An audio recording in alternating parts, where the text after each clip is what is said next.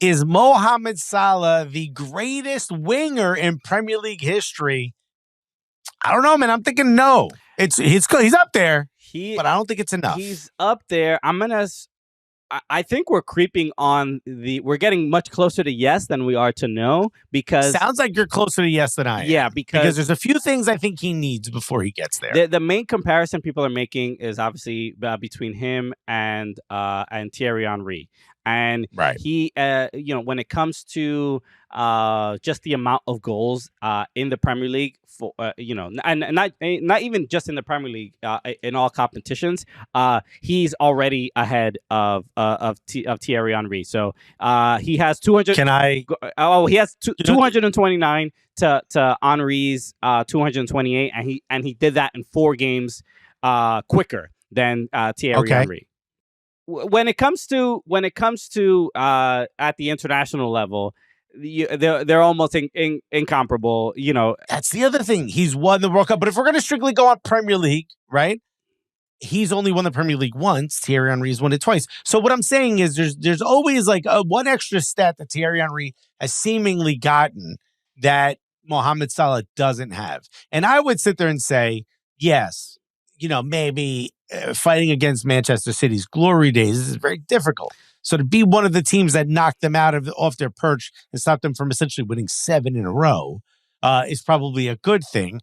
But is that enough? Yeah. Thierry Henry also went invincible one year. That is true. I think it says something. I mean, we sort of have to also figure out like what are the parameters of this conversation? Like, do we, how a lot of times like old heads will be like, oh, the NBA back then. Oh yeah, like, LeBron couldn't hack it. And if we are saying that the quality of play and the quality of defending is higher than it was back then, we could be saying that what Mohamed Salah is doing now is more difficult than when Henry did it. I'm not necessarily saying that. I'm just trying to figure out, are we doing that old head style of like, no, what Henry did was harder because the defending was different. They were a little bit more physical. They weren't calling every single thing. He didn't do it under VAR and blah blah blah.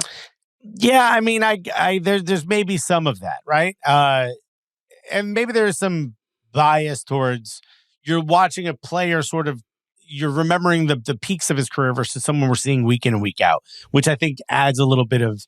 There's that little bit of what's that gold dust that you do to sort of the past, right? When you're nostalgic. But I think Thierry Henry, changed the way the game is played in England.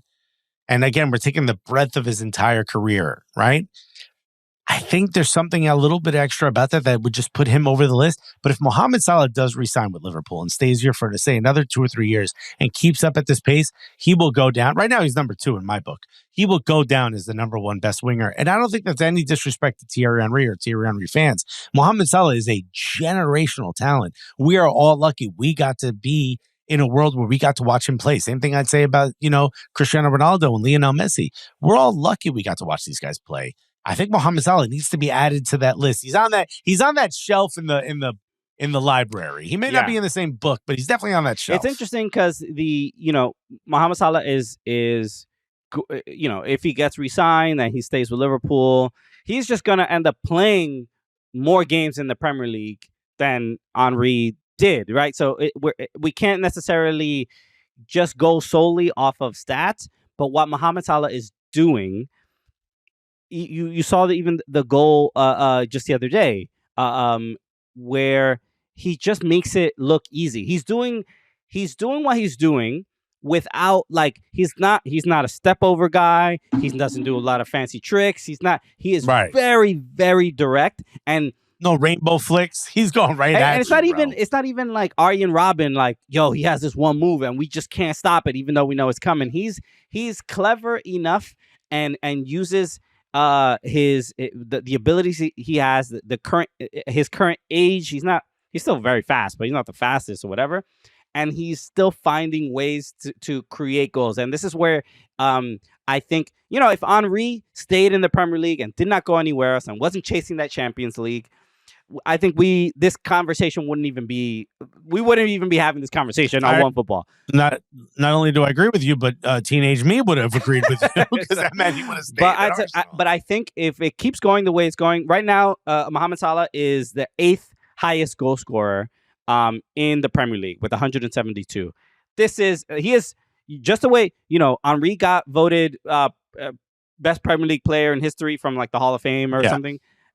Like this in a couple other years, and if they do another vote, I wouldn't necessarily be shocked if people said Mohamed Salah is the greatest ever Premier League player. Given we'll see how the next few years goes, and I think what we know for sure is he's Liverpool's greatest player ever, and I also think he absolutely deserves a statue outside of Anfield. Yeah.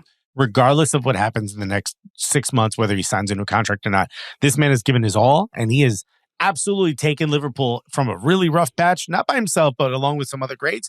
But he's helped carry that team into this upper echelon that they seem to be at now, where I feel like they're going to be unstoppable for years. Without a doubt. So, all right, everybody. Shout out to everybody watching on OneFootball. We are the Cooligans. If you'd like to see, hit the subscribe button. Yeah, hit the subscribe button on OneFootball, and then also look at our in the description. You can subscribe to the Cooligans YouTube channel as well for some more content over there too.